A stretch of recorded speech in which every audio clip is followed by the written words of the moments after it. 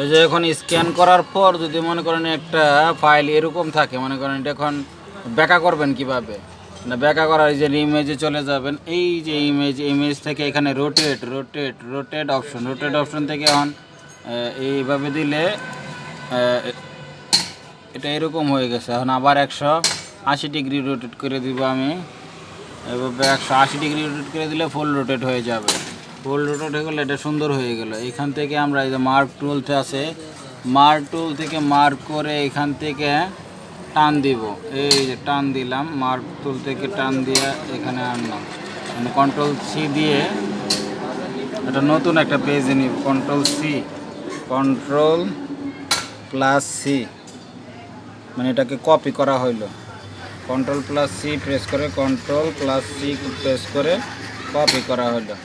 এখন কপি করার পর আর একটা নতুন ফাইল নেব, নতুনভাবে কন্ট্রোল এন দিতে পারেন। কন্ট্রোল এন দিয়ে আমরা নতুন একটা ফাইল নিলাম। ফাইল নিয়ে এখানে A4 সাইজ সিলেক্ট করলাম, A4 সাইজ সিলেক্ট করে এখানে কন্ট্রোল প্লাস ভি চাপলাম, এখানে সুন্দর করে চলে আসলো। কন্ট্রোল প্লাস ভি চাপলে সুন্দর করে চলে আসবে, এই যে সুন্দর করে চলে আসলো। আসার পর এখন এটাকে যদি আবার একটু বড় করতে চাই, কন্ট্রোল টি দিয়ে ট্রান্সফর্ম করে একটু বড় করে নিব। বড় করে নিয়ে এটাকে প্রিন্ট করার উপযোগী করে দিব। এই যে এখন বড় হয়ে গেছে এটা। এখন এন্টার বাটন প্রেস করতে হবে। এন্টার বাটন প্রেস করলেই এটা মূলত কাজ করার উপযোগী হয়ে গেছে। এখন কন্ট্রোল পি দিলেই, কন্ট্রোল প্লাস পি, কন্ট্রোল এবং সাইজটা সুন্দর করার জন্য কন্ট্রোল এল দিবেন।